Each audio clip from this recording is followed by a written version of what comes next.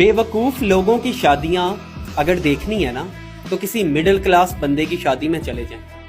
शादी पे लाखों रुपए का जेवर बनाया जाता है जो कि शादी के अगले दिन ही संदूक में संभाल के रख दिया जाता है। हम मिडिल क्लास लोग इतने बेवकूफ होते हैं कि हम सारी जिंदगी मोटरसाइकिल चलाते हैं लेकिन अपनी शादी पे महंगी गाड़ियां किराए पे बुक करवा लेते हैं और शादी के अगले दिन फिर वही दूल्हा और दुल्हन उसी मोटरसाइकिल पे धूल खा रहे होते हैं पूरे जमाने की। हम मिडिल क्लास लोग अपनी शादी पे इतनी तो फजूल खर्ची कर ही लेते हैं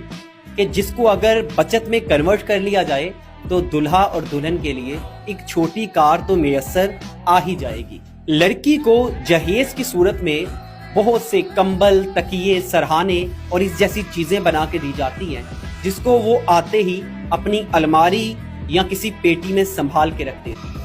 और ये लाखों रुपए की इन्वेस्टमेंट अगर किसी बिजनेस में की जाए या कैश की सूरत में लड़के और लड़की को दे दी जाए तो हो सकता है वो अपनी जिंदगी के स्टार्टिंग के जो डेज हैं कम से कम उन्हें ही अच्छे से एंजॉय कर लें। इससे भी घटिया बात भला क्या है कि लड़की के लिए दोनों तरफ से